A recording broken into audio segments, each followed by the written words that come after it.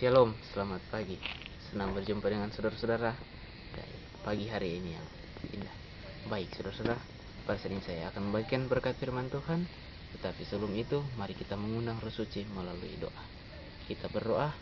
Bapa yang bertata dalam kerajaan surga, kebutuhan kami yang paling besar pada pagi ini adalah kuasa-Mu dari surga untuk menaungi hati dan pikiran kami, agar supaya kami bisa mempelajari firman ini dan bisa menjadi berkat dalam kehidupan kami.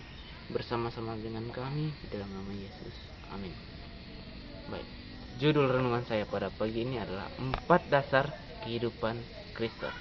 Tetapi sebelum kita mempelajari lebih dalam apa 4 dasar pertumbuhan kehidupan Kristen itu, saya mempunyai sebuah ilustrasi di mana ada seorang bapak yang sukses dalam kehidupannya setiap hari.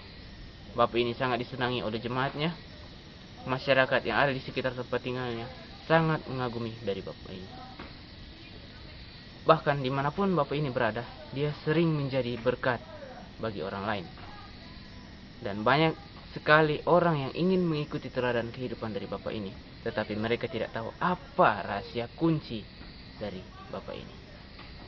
Tetapi satu ketika bapak ini meninggal dunia, ada seorang pemuda yang datang ke rumah dari bapak ini dan bertanya kepada istri dari bapak ini, "Ibu, bolehkah saya mengetahui apa yang menjadi dasar dari bapak ini sehingga bapak ini bisa menjadi sukses dalam kehidupannya setiap hari?" Dan ibu ini membawa pemudi ini di suatu ruangan di mana bapak ini sering bermeditasi di ruangan ini. Dalam ruangan ini bapak sering bertemu dengan Tuhan, di mana banyak jadwal-jadwal doa-doa atau pergumulan kehidupan dari keluarga bapak serahkan ke dalam tangan Tuhan di tempat ini.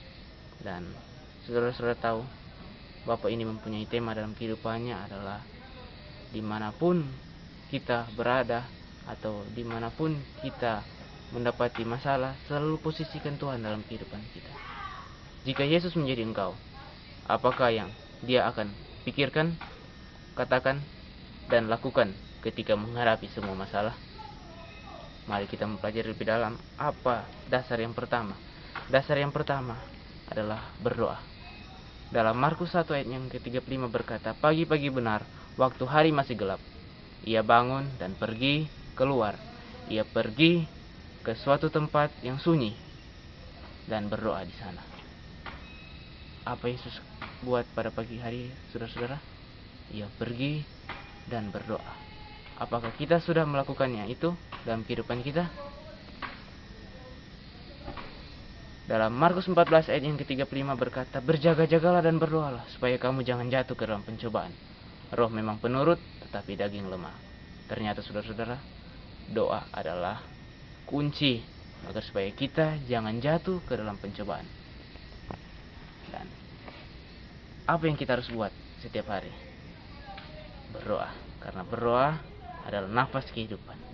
Kita masuk dalam poin yang kedua, di mana poin yang kedua adalah firman Tuhan. Dalam 2 Timotius 3 ayat 16 dan 17 berkata, "Segala tulisan yang diilhamkan Allah memang bermanfaat untuk mengajar, untuk menyatakan kesalahan, untuk memperbaiki kelakuan, dan untuk mendidik orang dalam kebenaran. Dengan demikian, tiap-tiap manusia kepunyaan Allah diperlengkapi untuk setiap perbuatan baik." Firman Tuhan itu adalah suatu ajaran kepada kita yang sangat bermanfaat untuk kita merubah kehidupan kita yang dari manusia lama kepada manusia baru. Dalam Mazmur 119 ayat 105 berkata, "Firman-Mu itu pelita bagi kakiku dan terang bagi jalanku." Yang menjadi aplikasi dalam kehidupan kita adalah kita harus selalu mempelajari firman Tuhan dan melakukan firman itu, karena itu akan menuntun kehidupan kita menjadi baik dan benar. Kita masuk dalam poin yang ketiga, saudara-saudara. Poin yang ketiga adalah bersaksi. Ketika kita sudah berdoa, kita sudah mempelajari firman Tuhan, dan kita sudah siap untuk bersaksi, untuk membagikan firman Tuhan. Dalam Kisah Para Rasul 10 ayat yang ke-43 berkata, "Tentang dialah semua nabi bersaksi, bahwa barang siapa percaya kepadanya, ia akan mendapat pengampunan dosa oleh karena namanya." Apa yang menjadi dasar bagi kita dalam kehidupan kita.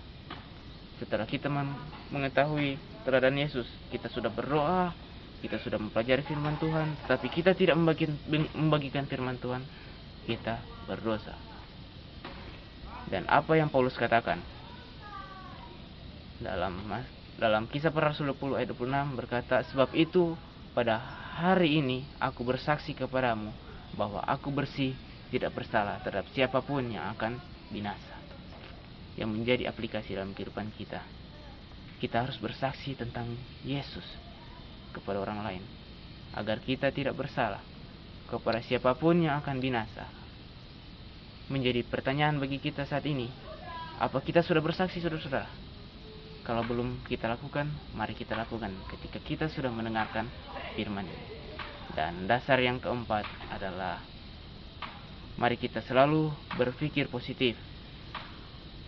Dalam Filipi 4 ayat yang ke-8 berkata, jadi akhirnya, saudara-saudara, semua yang benar, semua yang mulia, semua yang adil, semua yang suci, semua yang manis, semua yang sedap didengar, semua yang disebut kebajikan dan patut dipuji, pikirkanlah semuanya itu. Berpikir positif yang menjadi aplikasi dalam kehidupan kita. Posisikan Yesus dalam kehidupan kita masing-masing, dimanapun kita berada, dalam situasi apapun kita, posisikan Tuhan Yesus. Jika kita menghadapi apapun dalam hidup ini, jika Yesus, apa yang akan saya pikirkan? Katakan dan lakukan.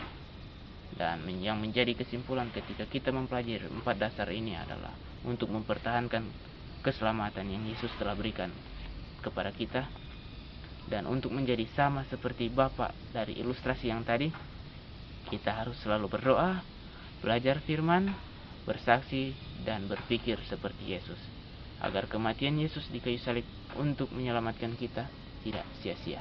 Saya bawa dalam nama Yesus. Amin.